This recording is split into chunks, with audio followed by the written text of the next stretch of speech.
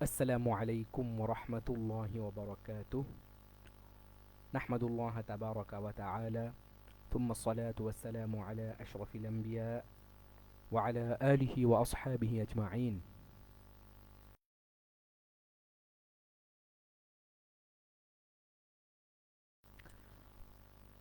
পক্ষান্তরে মৃত ব্যক্তি যদি তার 1/3 সম্পদ থেকে কাউকে কুরবানি করতে ওসিয়ত করে যায় অথবা কিছু ওয়াকফ করে তার অর্জিত অর্থ থেকে কুরবানির ওসিয়ত করে যায়, তবে ওসির জন্য তা কার্যকর করা ওয়াজিব।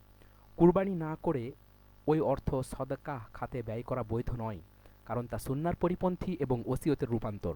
অন্যথা যদি কুরবানির জন্য ওসিয়তকৃত অর্থ সংকুলান না হয়, তাহলে 2 বা ততোধিক বছরের অর্থ একত্রিত করে কুরবানি দিতে হবে। অবশ্য নিজের তরফ থেকে বাকি অর্থ পূরণ করে কুরবানি করলে তা সর্বোত্তম। মোট কথা, ওসির উচিত সূক্ষ্মভাবে ওসিয়ত কার্যকর করা এবং যাতে মৃত ওসিয়তকারীর উপকার ও লাভ হয় তারই যথার্থ প্রয়াস করা। জ্ঞাতব্য যে রাসূল সাল্লাল্লাহু আলাইহি ওয়াসাল্লাম কর্তৃক আলী রাদিয়াল্লাহু আনহুকে কুরবানির ওসিয়ত করার হাদিসটি জয়ীফ। আচ্ছা, জাআদা 596, জ্যোতি 255। আচ্ছা, পরন্তু নবীর নামে কুরবানি করা আমাদের জন্য বিধেয় নয়। এদের কথা অনুসারে তিনি ঈসা আলী সোয়াবের মুখাপেক্ষীও নন। উল্লেখ্য যে মুসাফির হলেও তার জন্য কুরবানি করা বিধেয়। আল্লাহ রাসূল সাল্লাল্লাহু আলাইহি সাল্লাম মিদায় থাকাকালে নিজ স্ত্রীগণের তরফ থেকে গরু কুরবানি করেছেন। বুখারী 294, 5548, মুসলিম 1975, বাইহাকি নবম খণ্ড 275।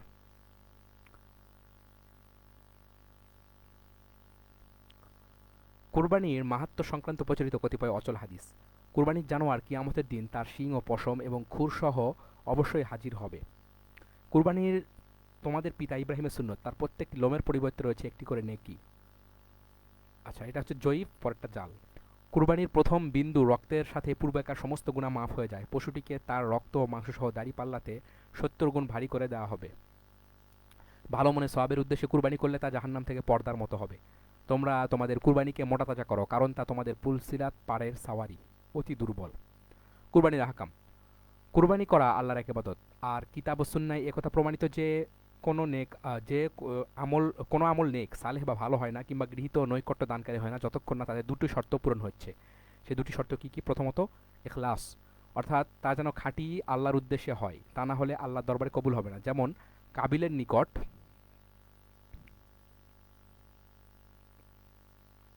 থেকে কুরবানি কবুল করা হয়নি, এবং তার কারণস্বরূপ হাবিল বলেছিলেন, ইন্নামা ইয়াতাকাব্বালুল্লাহু মিনাল মুত্তাকিন, আল্লাহ তো মুত্তাকি পরেজগারদের পরেজগার ও সংযমীদের কুরবানি কবুল করে থাকেন। মাইদা 27 নম্বর আয়াত।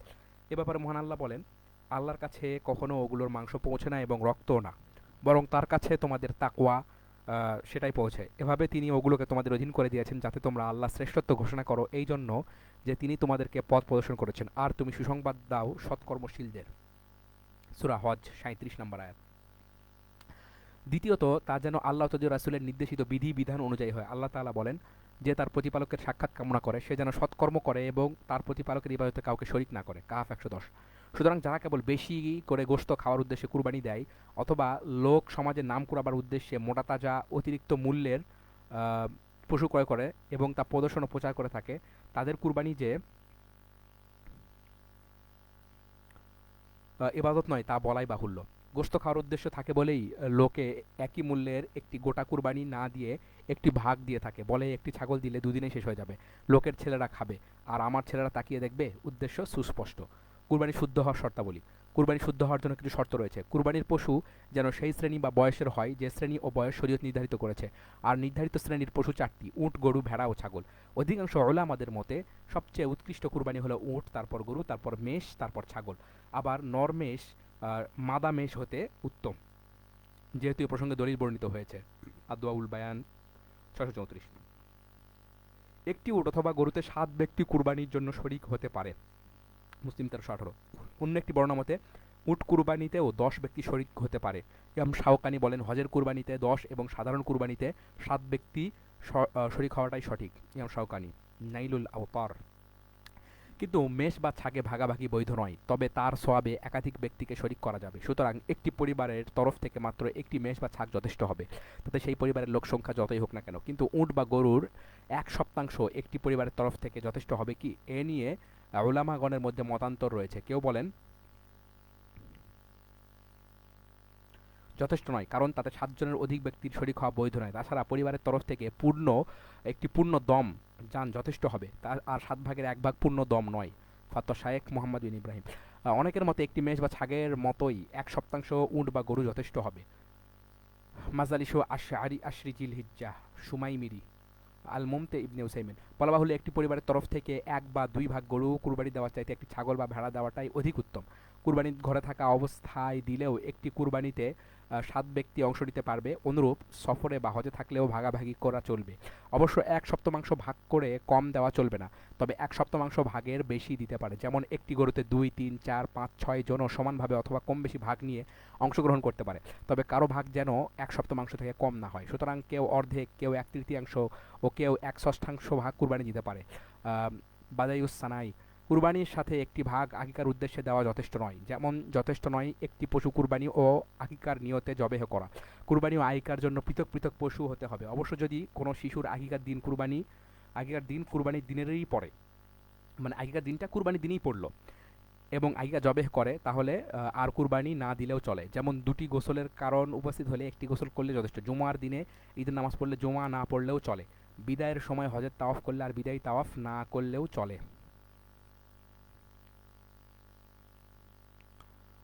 জোহরের সময় মসজিদে প্রবেশ করে জোহরের সুন্নত পড়লে পৃথক করে আর তাহিয়াতুল মসজিদ পড়তে হয় না, এবং তামাত্তু হজের কুরবানি দিলে পৃথকভাবে কুরবানি না দিলেও চলে। মানারুস সাবিল, বয়সের দিক দিয়ে উটের 5 বছর, গরুর 2 বছর এবং মেষ ও ছাগের 1 বছর হওয়া জরুরি। অবশ্য অসুবিধার ক্ষেত্রে 6 মাস বয়সী মেষ কুরবানি করা যায়।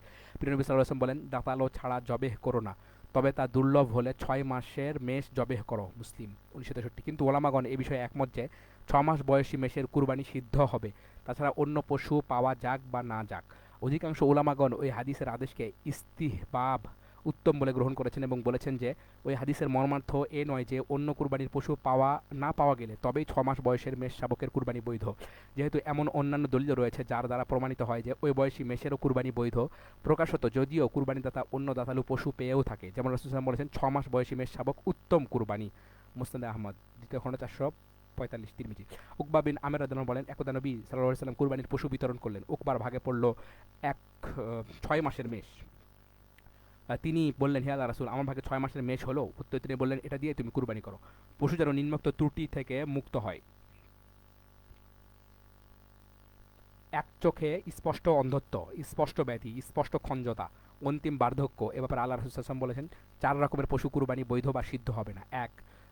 এক চোখে স্পষ্ট অন্ধ, স্পষ্ট রোগা, স্পষ্ট খঞ্জতায় খঞ্জ এবং দুরারোগ্য ভগ্ন পদ। আবু দাউদ, তিরমিজি, নাসাই। অতএব এই 4-এর কোনো এক ত্রুটিযুক্ত পশু দ্বারা কুরবানি সিদ্ধ হয় না। ইবনে কুদামাহ বলেন, এ বিষয়ে কোনো মতভেদ আমরা জানি না।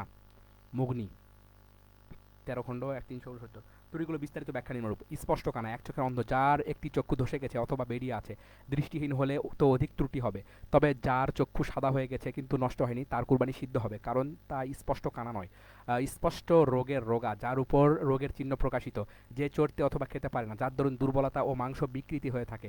তদানুরূপ চর্মরোগও একটি ত্রুটি, যার কারণে চর্বি ও মাংস খারাপ হয়ে থাকে। তেমনি স্পষ্ট ক্ষত একটি ত্রুটি, যদি তার ফলে পশুর উপর কোনো প্রভাব পড়ে থাকে। গর্ভধারণ কোনো ত্রুটি নয়, তবে গর্ভপাত বা প্রসবের নিকটবর্তী পশু এক প্রকার রোগগ্রস্ত এবং তা একটি ত্রুটি। যেহেতু গাভীন পশুর গোস্ত অনেকের নিকট অরুচিকর, সেহেতু জেনে শুনে তা ক্রয় করা উচিত নয়। অবশ্য কুরবানির জন্য নির্দিষ্ট বা ক্রয় করার পর গর্ভের কথা জানা গেলে তা কুরবানির রূপে যথেষ্ট হবে। তার পেটের বাচ্চা খাওয়া যাবে। জীবিত থাকলে তাকে জবেহ করে খেতে হবে। মৃত হলে জবেহ না করেই খাওয়া যাবে, কেননা মায়ের জবে হতে সেও হালাল হয়ে যায়। আহমদ, আবু দাউদ, তিরমিজি, সহিহুল জামের 3431 নম্বর। কারো রুচি না হলে সে কথা ভিন্ন। দুরারোগ্য ভগ্নপদ, দুর্বলতা ও বার্ধক্যের কারণে যার চর্বি মজ্জা নষ্ট অথবা শুষ্ক হয়ে গেছে। উল্লেখিত হাদিস শরীফটিতে উপরোক্ত ত্রুটিযুক্ত কুরবানির সিদ্ধ নয় বলে ত্রুটিযুক্ত পশু কুরবানি সিদ্ধ নয় বলে বিবৃত হয়েছে এবং বাকি অন্যান্য ত্রুটির কথা বর্ণনা হয়নি। কিন্তু অধিকাংশ উলামাগণের মতে যদি ওই ত্রুটিসমূহের অনুরূপ বা ততোধিক মন্দ ত্রুটি কোনো পশুতে পাওয়া যায়, তাহলে তাতেও কুরবানি সিদ্ধ হবে না। যেমন 2 চক্ষের অন্ধ বা পা কাটা প্রভৃতি। শারহুন নাওয়ি, খাত্তাবী রাদিয়াল্লাহু বলেন, হাদিসে এ কথার দলিল রয়েছে যে কুরবানির পশুতে সামান্য ত্রুটি মার্জনীয়, যেহেতু হাদিসের বক্তব্য স্পষ্ট কানা, স্পষ্ট রোগা, স্পষ্ট খঞ্জ। অতএব ওই ত্রুটির সামান্য অংশ অস্পষ্ট হবে এবং তা মার্জনীয় ও অধর্তব্য হবে। মাআলিমুস সুনান। প্রক্ষান্তরে আরও কতকগুলি ত্রুটি রয়েছে যাতে কুরবানি সিদ্ধ হয়ে যায়, কিন্তু তা মাকরুহ বলে বিবেচিত হয়। তাই এ জাতীয় ত্রুটি থেকেও কুরবানির পশুকে মুক্ত করা উত্তম। যে ত্রুটিযুক্ত পশুর কুরবানি মাকরুহ তা নিম্নরূপ: কান কাটা বা শিং ভাঙা, এর দ্বারা কুরবানি মাকরুহ, তবে সিদ্ধ হয়ে যাবে, কারণ এতে মাংসের কোনো ক্ষতি বা কমি হয় না এবং সাধারণত এমন ত্রুটি পশুর মধ্যে বেশি পরিলক্ষিত হয়ে থাকে। কিন্তু যে পশুর জন্ম থেকেই শিং বা কান নেই তার দ্বারা কুরবানি মাকরুহ নয়, যেহেতু ভাঙ্গা বা কাটাতে পশু রক্তাক্ত ও ক্লিষ্ট হয়, যা এক রোগের মতো। হ্যাঁ, যা এক রোগের মতো, কিন্তু জন্ম থেকেই না থাকাটা কোনো ধরনের রোগ নয়। অবশ্য পূর্ণাঙ্গ পশুই আফজল। লেজ কাটা, যার পূর্ণ অথবা কিছু অংশ লেজ কাটা গেছে তার কুরবানি মাকরুহ। ভেড়ার পুচ্ছে মাংসপিণ্ড কাটা থাকলে তার কুরবানি সিদ্ধ নয়, যেহেতু তা স্পষ্ট কমি এবং ঈপ্সিত অংশ। অবশ্য এমন জাতের ভেড়া যার পশ্চাতে মাংসপিণ্ড হয় না তার দ্বারা কুরবানি শুদ্ধ। কান চিরা, দৈর্ঘ্যে চিরা, পশ্চাৎ থেকে চিরা, সম্মুখ থেকে প্রস্থে চিরা, কান ফাটা ইত্যাদি। লিঙ্গ কাটা, অবশ্য মুস্ক কাটা মাকরুহ নয়, যেহেতু খাসির দেহ হৃষ্টপুষ্ট মাংস উৎকৃষ্ট হয়। দাঁত ভাঙা ও চামড়ার কোনো অংশ অগভীর কাটা বা চিরা ইত্যাদি। কুরবানি সিদ্ধ হওয়ার তৃতীয় শর্ত হলো মালিকানা, অর্থাৎ কুরবানিদাতা যেন বৈধভাবে ওই পশুর মালিক হয়। সুতরাং চুরিকৃত, আত্মসাৎকৃত অথবা অবৈধ ক্রয় বিক্রয়ে কৃত পশুর কুরবানি সিদ্ধ নয়। তদনুরূপ অবৈধ মূল্য যেমন সুদ, ঘুষ, প্রবঞ্চনা প্রভৃতির অর্থ দ্বারা কৃত পশুর কুরবানিও জায়েজ নয়, যেহেতু কুরবানি এক ইবাদত যার দ্বারা আল্লাহর নৈকট্য লাভ করা যায়। আর কুরবানি পশুর মালিক হওয়ায় ওর সমস্ত পদ্ধতি হলো পাপময়, আর পাপ দ্বারা কোনো প্রকার নৈকট্য লাভ সম্ভব নয়, বরং তাতে দূরত্ব সৃষ্টি হয়। রাসূল সাল্লাল্লাহু আলাইহি ওয়াসাল্লাম বলেন, আল্লাহ পবিত্র, তিনি পবিত্র ব্যতীত কিছু গ্রহণ করেন না। মুসলিম ১৫ নম্বর, কুরবানি পশু নির্ধারণে মুসলিমকে সবিশেষ যত্নবান হওয়া উচিত, যাতে পশু সর্বগুণে সম্পূর্ণ হয়, যেহেতু আল্লাহর নিদর্শন ও তাজিমযোগ্য দ্বীনি প্রতীকসমূহের অন্যতম, যা আত্মসংযম ও তাকওয়ার পরিচায়ক। আল্লাহ তাআলা বলেন, এটি আল্লাহর বিধান এবং কেউ আল্লাহর নির্দেশাবলী সম্মান করলে এ তো তার হৃদয়ের তাকওয়া, ধর্মনিষ্ঠার সঞ্জাত। সূরা হজ ৩২। এ তো সাধারণ দ্বীনি প্রতীকসমূহের কথা। নির্দিষ্টভাবে কুরবানির পশু যে এক দ্বীনি প্রতীক এবং তার যত্ন করা যে আল্লাহর সম্মান ও তাজিম করা শামিল, সে কথা অন্য এক আয়াত আমাদেরকে নির্দেশ করে। আল্লাহ তাআলা বলেন, কুরবানির উটকে তোমাদের জন্য আল্লাহর নির্দেশনাবলীর অন্যতম করেছি। ৩৬ নম্বর আয়াত হজের। এখানে কুরবানির পশুর তাজিম হবে তা উত্তম নির্বাচনের মাধ্যমে। ইবনে আব্বাস রাদিয়াল্লাহু আনহু প্রথম আয়াতের ব্যাখ্যায় বলেন, কুরবানির পশুর তাজিম কিভাবে হবে? উত্তম নির্বাচনের মাধ্যমে। Point to be noted.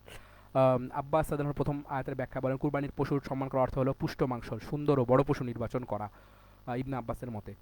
রাসূল সাল্লাল্লাহু আলাইহি ওয়াসাল্লামের যুগে মুসলিমগণ দামি পশু কুরবানির জন্য ক্রয় করতেন, মোটা তাজা এবং উত্তম পশু বাছাই করতেন, যার দ্বারা আল্লাহর নির্দেশনাবলী তাজিম ঘোষণা করতেন, যা একমাত্র তাদের তাকওয়া, আল্লাহর প্রতি ভীতি ও ভালোবাসা থেকেই উদ্গত হতো। অবশ্য মুসলিমকে এই স্থানে খেয়াল রাখা উচিত যে মোটা তাজা পশু কুরবানি করার উদ্দেশ্য কেবল মাংস, উত্তম মাংস খাওয়া এবং আপোষে প্রতিযোগিতা করা না হয়, বরং উদ্দেশ্য আল্লাহর নিদর্শন ও ধর্মীয় এক প্রতীকের তাজিম এবং তার মাধ্যমে আল্লাহর সমীপ্য লাভ হয়।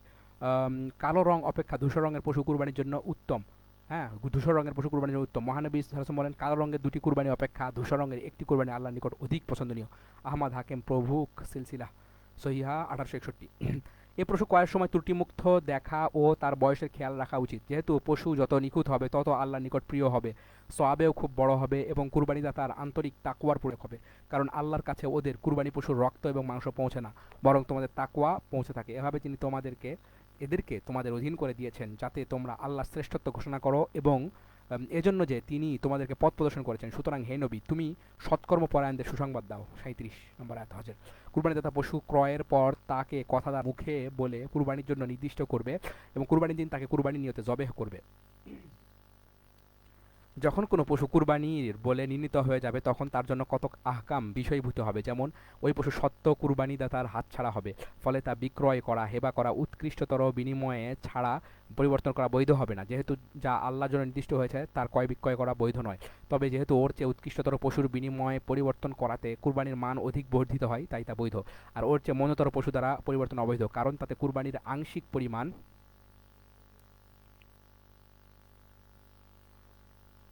হাতছাড়া হয়। কুরবানির পশু নির্দিষ্টকারী ব্যক্তি যদি মারা যায় তাহলে তা বিক্রয় করা বৈধ নয়, বরং তার উত্তরাধিকারীগণ তা জবেহ করে ভক্ষণ করবে, দান করবে, উপঢৌকন দিবে। যদি তার কোনো ত্রুটি দেখা দেয় তাহলে ওই ত্রুটি বড় না হলে যাতে কুরবানি মাকরু হলেও সিদ্ধ হবে, যেমন কান কাটা, শিং ভাঙা ইত্যাদি। আচ্ছা, তাহলে ওই ত্রুটি বড় না হলে তাই কুরবানি করবে, কিন্তু ত্রুটি বড় হলে যাতে কুরবানি সিদ্ধ হয় না, যেমন স্পষ্ট খঞ্জতা ইত্যাদি।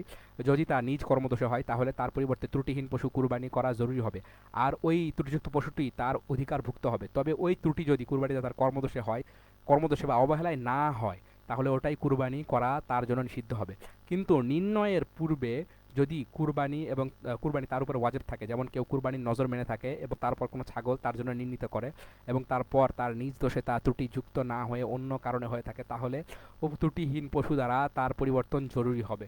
কুরবানির পশু হারিয়ে বা চুরি হয়ে গেছে যদি তা কুরবানিদাতার অবহেলার ফলে না হয়, তাহলে তার পক্ষে কুরবানি করা জরুরি নয়, কারণ তা তার হাতে এক প্রকার আমানত, যা যত্ন সত্ত্বেও বিনষ্ট হলে তার জামানত নেই। তবে ভবিষ্যতে ওই পশু যদি ফিরে পায়, তবে কুরবানির সময় পার হয়ে গেলেও ওই সময় তা জবেহ করবে। কিন্তু যদি কুরবানিদাতার অবহেলা ও অযত্নের কারণে রক্ষা না করার ফলে হারিয়ে বা চুরি হয়ে যায়, তাহলে তার পরিবর্তে অন্য একটি পশু কুরবানি করা জরুরি হবে। কুরবানি পশুর কোনো অংশ, মাংস, চর্বি, চামড়া, দড়ি ইত্যাদি বিক্রয় করা বৈধ হবে না, কারণ তা আল্লাহর উদ্দেশ্যে উৎসর্গীকৃত বস্তু, তাই কোনো প্রকারে পুনরায় তা নিজের ব্যবহারে ফিরিয়ে আনা বৈধ নয়। তদনুরূপ ওর কোনো অংশ দ্বারা কসাইকে পারিশ্রমিক দেওয়া বৈধ নয়, সেহেতু সেটাও যেহেতু সেটাও এক প্রকার বিনিময়, যা ক্রয় বিক্রয়ের মতো। বুখারি ১৬৩০, মুসলিম ১৩১৭। অবশ্য কসাই গরিব হলে দান স্বরূপ অথবা গরিব না হলে হাদিয়া স্বরূপ তাকে কুরবানির গোশত ইত্যাদি দেওয়া দূষণীয় নয়, যেহেতু তখন তাকে অন্যান্য হকদারে শামিল মনে করা হবে, বরং সেই অধিক হকদার হবে, কারণ সে ওই কুরবানিতে কর্মযোগে শরিক হয়েছে এবং তার মন ওর প্রতি আশান্বিত হয়েছে। তবে উত্তম এই যে তার মজুরি আগে মিটিয়ে দেবে এবং পরে কিছু দান বা হাদিয়া দেবে, যাতে কোনো সন্দেহ গোলযোগী অবশিষ্ট না থাকে। ফাথুল বারী। পশু ক্রয় করার পর যদি তার বাচ্চা হয়, তাহলে মায়ের সাথে তাকেও কুরবানি করতে হবে। এর পূর্বে ওই পশুর দুধ খাওয়া যাবে, তবে শর্ত হলো ওই বাচ্চা যেন ক্ষতিগ্রস্ত না হয় এবং তার প্রয়োজনে অতিরিক্ত না হয়। জবেহের নিয়ম পদ্ধতি। কুরবানি এক ইবাদত, তা তার নির্ধারিত সময় ছাড়া অন্য সময় সিদ্ধ হয় না, তাই এই কুরবানির সময় 10ই জুলহাজ, ঈদের নামাজের পর, নামাজের পূর্বে কেউ জবে করলে তার কুরবানি হয় না এবং নামাজের পর ওর পরিবর্তে কুরবানি করা জরুরি হয়। জুনদুব বিন সুফিয়ান আল বাজালি বলেন, রাসূল সাল্লাল্লাহু আলাইহি ওয়াসাল্লামের সাথে কুরবানিতে উপস্থিত ছিলাম। তিনি যখন নামাজ সমাপ্ত করলেন, তখন কতক ছাগ ও মেষকে দেখলেন জবেহ করা হয়ে গেছে। অতঃপর বললেন, যে ব্যক্তি নামাজের পূর্বে জবেহ করেছে সে যেন ওর পরিবর্তে আরও এক পশু জবেহ করে, আর যে ব্যক্তি জবেহ করেনি সে যেন আল্লাহর নাম নিয়ে জবেহ করে। বুখারী মুসলিম 1960। ঈদের খুতবায় নবী বলেন সাল্লাল্লাহু আলাইহি ওয়াসাল্লাম, আজকের এই দিন আমরা যা দিয়ে শুরু করব তা হচ্ছে নামাজ, অপর ফিরে গিয়ে কুরবানি করব। অতএব যে ব্যক্তি এরূপ করবে সে আমাদের সুন্নাহ তরিকার অনুবর্তী, আর যে ব্যক্তি নামাজের পূর্বে কুরবানি করে নিয়েছে তাহলে তা মাংসই, যা সে নিজের পরিবারের জন্য পেশ করবে এবং তা কুরবানির কিছু নয়। আর আফজল এটাই যে নামাজের পর খুতবা শেষ হলে তবে জবেহ করা।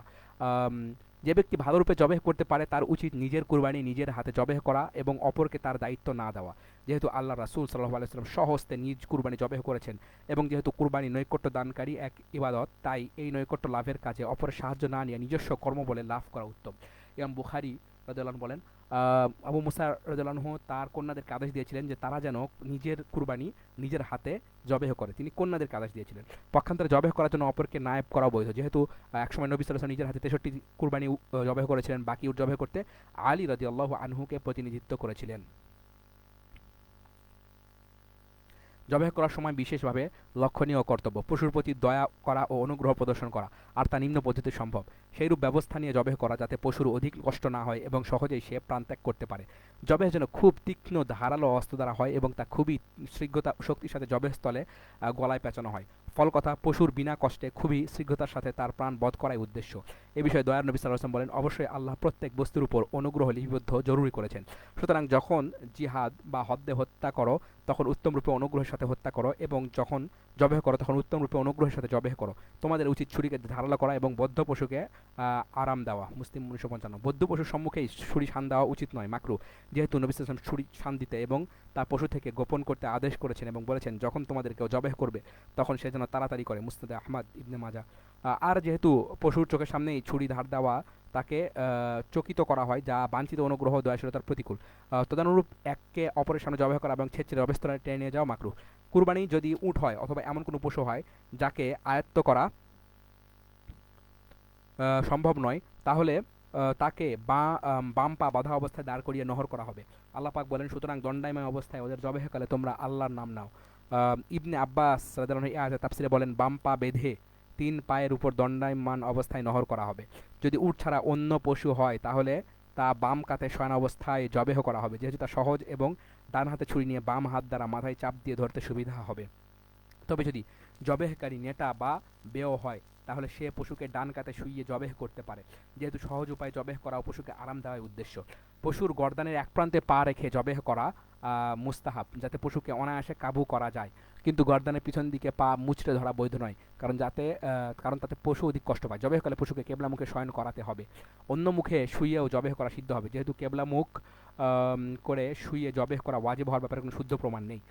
আচ্ছা, জবেহকালে আল্লাহর নাম বিসমিল্লাহ বলা ওয়াজিব। আল্লাহ তাআলা বলেন, যদি তোমরা তার নিদর্শন সমূহের বিশ্বাসী হও, তবে যে পশুর যাতে আল্লাহর নাম নেওয়া হয়েছে তা আহার করো।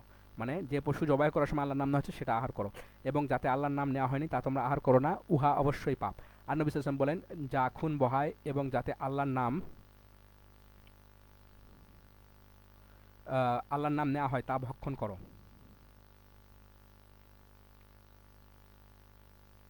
বিসমিল্লার সাথে আল্লাহু আকবার বলা মুস্তাহাব। অবশ্য এর সঙ্গে কবুল করা দোয়া ছাড়া অন্য কিছু অতিরিক্ত করা বিধ নয়। অতএব কুরবানি কেবল নিজের তরফ থেকে হলে বলবে বিসমিল্লাহ আল্লাহু আকবার, আল্লাহুম্মা মিনকা, আল্লাহুম্মা ইন্না হাযা মিনকা ওয়ালাক, আল্লাহুম্মা তাকাব্বাল মিন্নি। নিজের এবং পরিবারের তরফ থেকে হলে বলবে তাকাব্বাল মিন্নি ওয়া মিন আহলি বাইতি। অপরের নামে হলে বলবে তাকাব্বাল মিন, এখানে যার তরফ থেকে কুরবানি হবে তার নাম নেবে।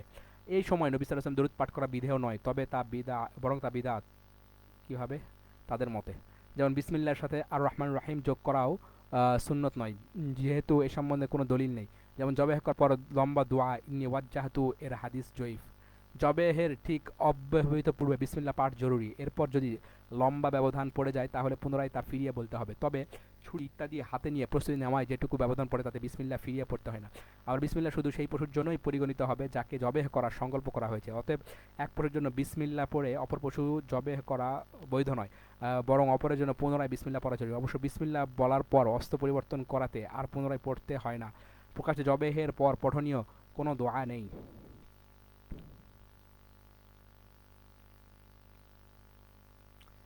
জবেহকৃত খুন বহা জরুরি, আর তা দুই শাহরগ কণ্ঠনালীর দুই পাশে দুটি মোটা আকারের শিরা কাটলে অধিক রূপে সম্ভব হয়। প্রিয় নবী সাল্লাল্লাহু আলাইহি ওয়াসাল্লাম বলেন, যা খুন বহায় যাতে আল্লাহর নাম নেওয়া হয় তা ভক্ষণ করো, তবে যেন জবেহ করা অস্ত্র দাঁত বা নখ না হয়। সুতরাং রক্ত প্রবাহিত ও শুদ্ধ জবেহ হওয়ার জন্য 4টি অঙ্গ কাটা জরুরি: শ্বাসনালী, খাদ্যনালী এবং পার্শ্বস্থ দুই মোটা শিরা। প্রাণ ত্যাগ করার পূর্বে পশুর অন্য কোনো অঙ্গ স্পষ্ট কেটে দেওয়া হারাম, যেমন ঘাড় মটকানো, পায়ের শিরা কাটা, চামড়া ছাড়ানো ইত্যাদি যান যাওয়ার আগে বৈধ নয়। অনুরূপভাবে দেহ আড়ষ্ট হয়ে এলে চামড়া ছাড়াতে শুরু করার পর যদি পুনরায় লাফিয়ে ওঠে তাহলে আরও কিছুক্ষণ প্রাণ ত্যাগ করা কাল পর্যন্ত অপেক্ষা করবে, যেহেতু অন্যভাবে পশুকে কষ্ট দেওয়া আদৌ বৈধ নয়। পশু পালিয়ে যাওয়ার ভয় থাকলে ঘাড় মটকানো যাবে না। যদি পালিয়ে যাওয়ার ভয়ও থাকে তারপরেও ঘাড় মটকানো যাবে না, বরং তার বদলে কিছুক্ষণ ধরে রাখা অথবা হাঁস মুরগিকে ঝুড়ি ইত্যাদি দিয়ে চেপে রাখা যায়। জবেহ করার সময় পশুর মাথা যাতে বিচ্ছিন্ন না হয় তার খেয়াল রাখা উচিত। তা সত্ত্বেও যদি কেটে বিচ্ছিন্ন হয়ে যায় তাহলে তা হালাল হওয়ার কোনো সন্দেহ নেই। জবেহ করে ছেড়ে দেওয়ার পর অসম্পূর্ণ হওয়ার ফলে কোনো পশু উঠে পালিয়ে গেলে তাকে ধরে পুনরায় জবেহ করা যায়, নতুবা কিছু পরেই সে এমনিতেই মৃত্যুর দিকে ঢলে পড়ে, আর তা হালাল। প্রকাশ থাকে যে জবেহ করার জন্য পবিত্রতা বা জবেহকারীকে পুরুষ হওয়া শর্ত নয়, যেমন মাথায় টুপি রাখা বা মাথা ঢাকাও বিধিবদ্ধ নয়। অবশ্য বিশ্বাস ও ঈমানের পবিত্র জরুরি। সুতরাং কাফের মুশরিক, মাজার বা কবর পূজারী ও বেনামাজির হাতে জবেহ শুদ্ধ নয়। যেমন জবেহ করার আগে কুরবানির পশুকে গোসল দেওয়া, তার খুর ও শিঙে তেল দেওয়া অথবা অন্য প্রকার তোয়াজ করা বেদাত অ্যাকর্ডিং টু তাদের মতে। প্রকাশ থাকে যে জবেহকৃত পশুর রক্ত হারাম, অতএব তা কোনো ফল লাভের উদ্দেশ্যে পায়ে মাখা, দেওয়ালে ছাপ দেওয়া বা তা নিয়ে ছোড়াছুড়ি করে খেলা করা বৈধ নয়। কুরবানির দিনের ফজিলত তার ওজিফা। কুরবানি দিন এক মহান দিন। এদিনকে হজ্জে আকবর এই দিন বলা হয়। এই দিন সারা বছরের শ্রেষ্ঠতম দিন। নবী সাল্লাল্লাহু আলাইহি ওয়াসাল্লাম বলেন, আল্লাহর নিকট মহানতম দিন হলো কুরবানির দিন, অতঃপর স্থিরতার দিন কুরবানির পরের দিন। কুরবানির ঈদ বা ঈদুল আজহা রোজার ঈদ বা ঈদুল ফিতর অপেক্ষা উত্তম, কারণ ঈদুল আজহাতে নামাজ ও কুরবানি আছে, কিন্তু ঈদুল ফিতর আছে না সদকা, আর কুরবানি সদকা অপেক্ষা উত্তম। আর কুরবানির দিনে হাজিদের জন্য স্থান ও কালের মাহাত্ম্য ও পবিত্রতা একত্রিত হয়, যেহেতু ওই সময় পবিত্র কাবা ঘির হজ হয়। আর যার পূর্বে আরাফার দিন ও পরে তাশরিকের 3 দিন, আর এই দিনগুলোর প্রত্যেকটাই হাজিদের জন্য ঈদ। এই দিনে কতগুলো পালনীয় ওজিফা রয়েছে যা পর্যায়ক্রমে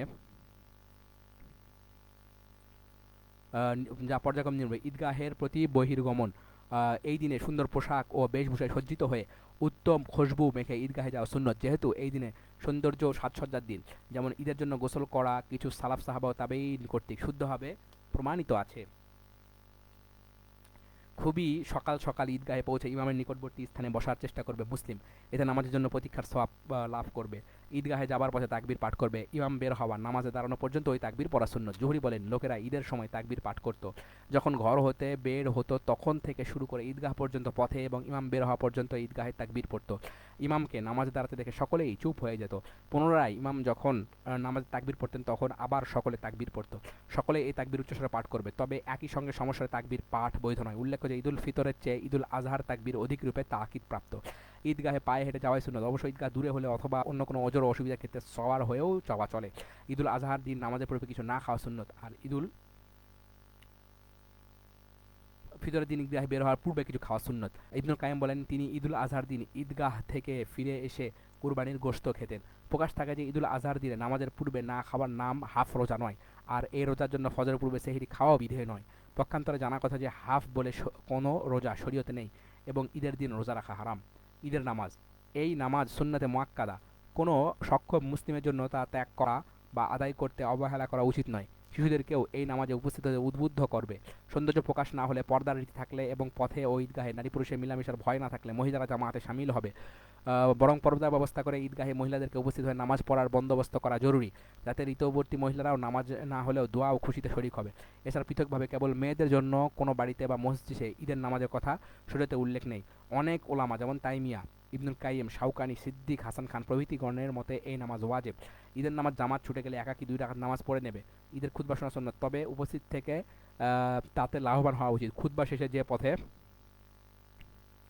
ঈদগাহে গিয়েছিল তার মানে অল্টারনেটিভ বা বিকল্প পথে কি ফিরে আসবে, ভিন্ন পথে বাড়ি ফিরবে। বুখারী 943। কুরবানি জবেহ ও গোশত বিতরণ, পূর্বে আলোচিত হয়েছে যে কুরবানির জবেহের সময় ঈদের খুতবা শেষ হলে শুরু হয়, মানে কুরবানি জবেহের সময় কখন শুরু হয়? ঈদের খুতবা শেষ হলে।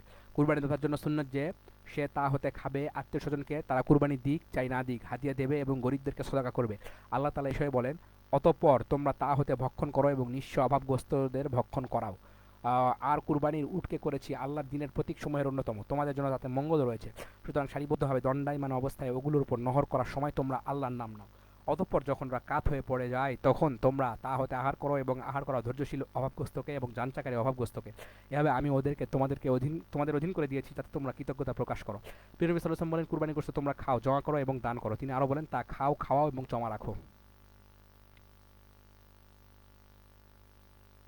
উপরোক্ত আয়াত বা হাদিসে খাওয়া, হাদিয়া দেওয়া ও দান করার কোনো নির্দিষ্ট পরিমাণ বিবৃত হয়নি, তবে অধিকাংশ উলামাগণ মনে করেন সমস্ত মাংসকে 3 ভাগ করে 1 ভাগ খাওয়া, 1 ভাগ আত্মীয়স্বজনকে হাদিয়া দেওয়া এবং 1 ভাগ গরিবদেরকে দান করা উত্তম। কেউ চাইলে সে তার কুরবানির সমস্ত গোশতকে বিতরণ করে দিতে পারে, আর তা করলে উক্ত আয়াতের বিরোধিতা হবে না, কারণ ওই আয়াতে নিজে খাওয়ার আদেশ হলো মুস্তাহাব বা সুন্নত। নিজে খাওয়ার আদেশটা মুস্তাহাব অথবা সুন্নত।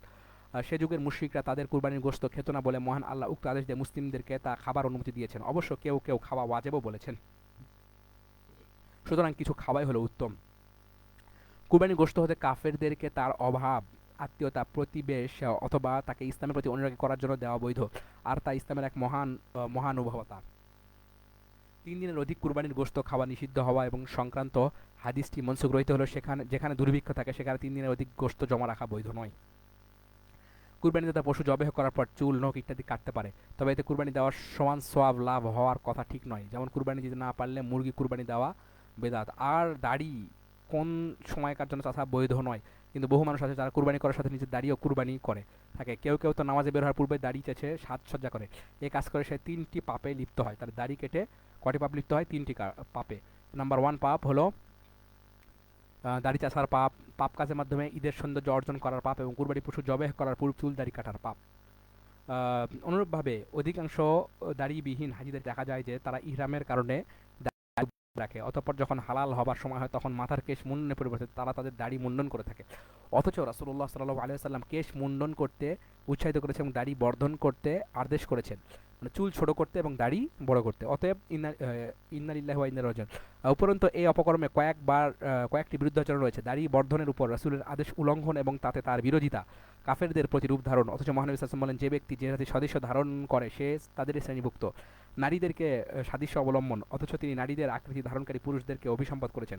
আল্লাহর বিনা অনুমতিতে আল্লাহ সৃষ্টির পরিবর্তন এবং শয়তানের প্রতিজ্ঞার আনুগত্য, যেহেতু সে আল্লাহর কাছে প্রতিজ্ঞা করেছে, যেমন মহান আল্লাহ বলেন, আল্লাহ তাকে অভিসম্পাদ করেন। শয়তান বলে, আমি তোমাদের বান্দাদের একটা নির্দিষ্ট অংশকে নিজের দলে গ্রহণ করবই, তাদেরকে পথভ্রষ্ট করবই, তাদের হৃদয়ে মিথ্যা বাসনার সৃষ্টি করবই, আমি তাদেরকে নিশ্চয় নির্দেশ দেব, ফলে তারা পশুর কর্ণচ্ছেদ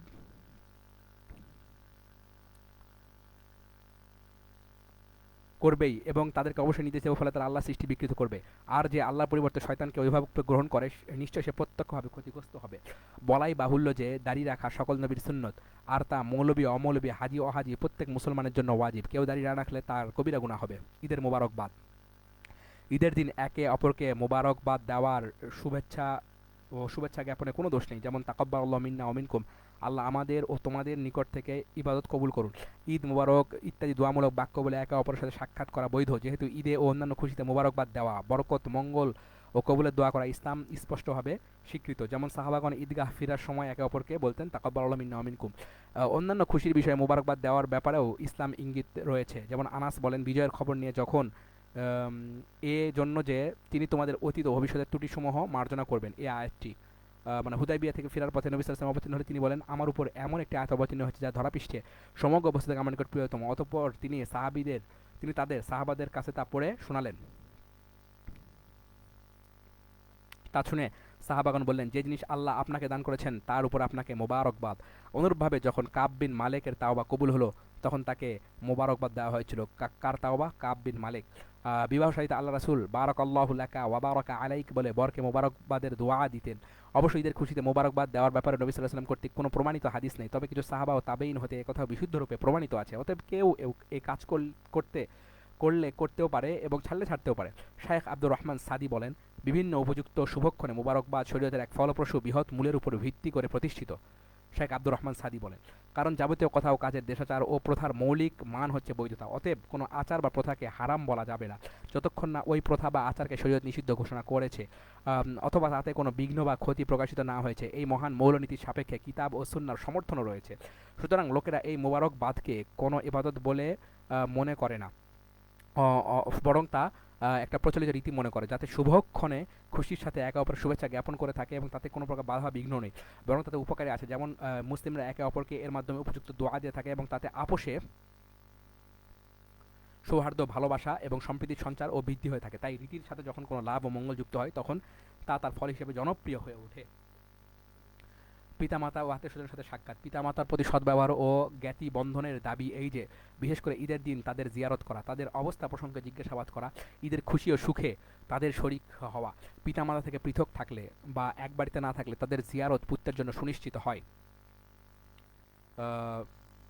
অতঃপর আত্মীয় স্বজনের জিয়ারত ও তারপর দিনই ভাই বোনদের জিয়ারত করা কর্তব্য। সুতরাং বন্ধু বান্ধব বা আত্মীয় স্বজনের জিয়ারতকে পিতামাতার জিয়ারতের উপর প্রাধান্য দেওয়া আদৌ বৈধ নয়। এই জিয়ারতে বেগানা নারী, পুরুষ, যুবক যুবতী, কিশোর ও কিশোরীর অবাধ মেলামেশা, পর্দাহীনতা, নারীদের নানান সাজসজ্জা ও অঙ্গরাগে সুন্দর মেখে গায়ের মাহরাম গম্য পুরুষদের সাথে সাক্ষাৎ ও মুসাফা করা, খেলা, ছবি তোলা ইত্যাদি হারাম। জাতি বন্ধন জাগরুক রাখার জন্য ঈদ এক বড় শুভ পর্ব। সেদিন প্রায় সকলের মুখে হাসির ফুলকুড়ি ফুটে ওঠে, কিন্তু এমন অনেক মানুষ থাকে যাদের সে হাসি ওষ্ঠা ধরে পৌঁছানোর পূর্বেই হৃদয় মাঝে বিলীন হয়ে যায়। তারা খুশির স্বাদ অনুভব করতে সক্ষম হয় না, বরং মনোকষ্টে অনেকের চক্ষুদায় অশ্রুসিক্ত হয়। এমন লোকদের কে বেছে তাদের হাসি ফুটে তুলতে সহযোগিতা করা এক মহান কাজ। ওই দিনে আত্মীয় প্রতিবেশীর কোনো অনাথ, এতিম, দুস্থ, দাস দাসী, বিধবা, অভাগিনীর কথা বিস্তৃত হওয়া উচিত নয়। এ উপলক্ষে তাদেরকে কিছু উপহার দিয়ে সান্ত্বনা দান মহৎ লোকের কাজ। ঈদের দিন সৎ কাজ করা ও তার শুকর কৃতজ্ঞতা আদায় করার দিন। অতএব ওই দিনকে গর্ব, অহংকার, নজরবাজি, তাসবাজি, আতশবাজি ও অন্যান্য অবৈধ খেলা, সিনেমা বা অবৈধ ফিল্ম দর্শন, গান বাজনা করা ও শোনা, মাদকদ্রব্য সেবন প্রভৃতির মাধ্যমে অবৈধ হর্ষোৎফুল্ল দিন বানানো কোনো মুসলিমের জন্য আদৌ উচিত নয়। নচেত নেক আমলের শুকরিয়া আদায়ের বদলে কৃত আমলের ফলই নষ্ট হয়ে যাবে। অপবিত্র খুশির দিনে ছোট শিশুকন্যারা দুফ, ঢপঢপে আওয়াজ বিশিষ্ট একমুখ ঢোলক বাজিয়ে মার্জিত বৈধ গজল ইত্যাদি গাইতে পারে। সতর্কতা বিষয় যে, বিশেষ করে ঈদের দিন ঈদের নামাজের পর পিতামাতা বা কোনো আত্মীয় স্বজনের কবর জিয়ারতের কথা ইসলামে নেই। এই অভ্যাসটিকে কর্তব্য মনে করলে নিঃসন্দেহে তা বিদআত হবে। আচ্ছা, কবর জিয়ারতের কথা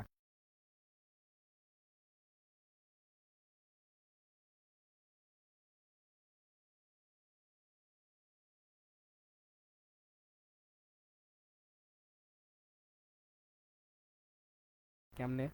আহ, ওদের কাছে। আচ্ছা ঠিক আছে, আমরা পরবর্তীতে